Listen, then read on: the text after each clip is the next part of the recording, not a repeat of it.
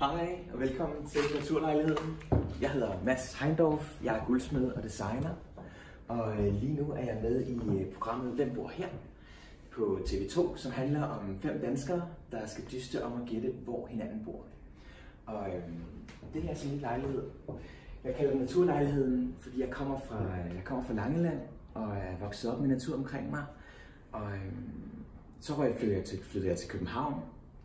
Og vi gerne ligesom prøve at have naturen med mig her midt i alt den travle hverdag. Så jeg har været lidt rundt og samlet ting og sager. Der er en lille træ her, som jeg er ude at fælde i skoven og sat små skeletblade på, som gør det sådan levende og fint. Og har sat en lille munk nede under, som jeg har fundet hos en keramiker i Paris. Og så har jeg fået lavet en bedetavle herovre ved siden af. Den fandt jeg hos en antikvitetshandler på Laos, og fik så Thors Design til at bygge selve altertavlen bagved, og få lavet sådan en lille springvand, der risler og giver lidt stemning og noget hygge til lejligheden.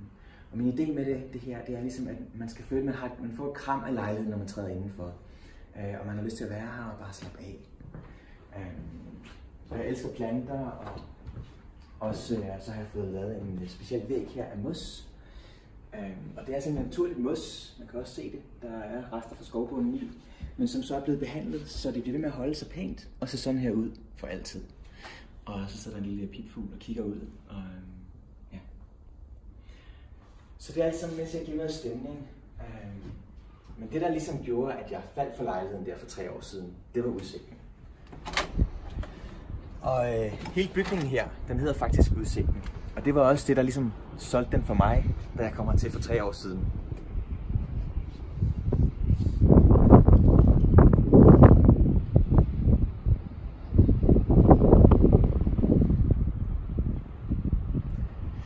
Så vi har faktisk hele byens tårne og spir, hele skyline af København, man kan se. Der er vand rundt over det hele, grønne områder, industri og masser af sjove ting, der popper op.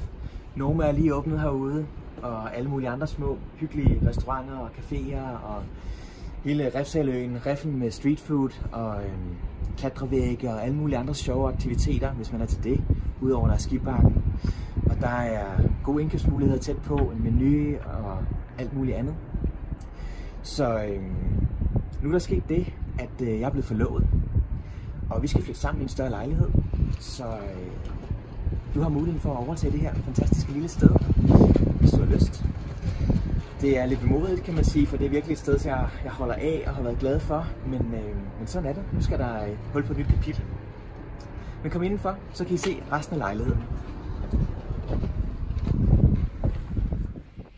Hernede bagved har vi køkkenet,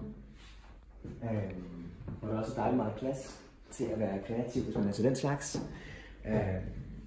Og jeg har så fået lavet nogle rå jernklæder sat på væggene til at give noget effekt sammen med alt det her naturelementer. Og det er bare et fedt område til at være i og til at arbejde og lave noget lækker mad og hygge. Og som sådan er åbent og en del af stuen og hele lejligheden. Og der er også bagved, at der er udsigt ud over Sverige også, og lille Østbådehavn. Og det kan vi endnu bedre se herindefra. Og vi har soveværelset, som er det næste rum.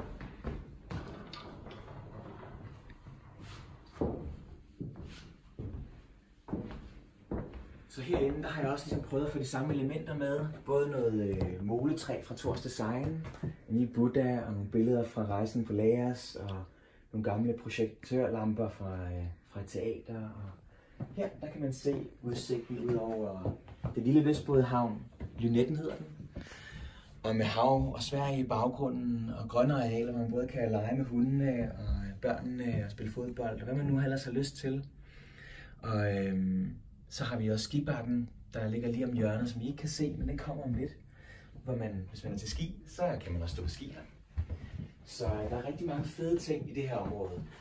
Og jeg kommer virkelig til at savne det. Altså det er virkelig fedt, og det er en lille perle.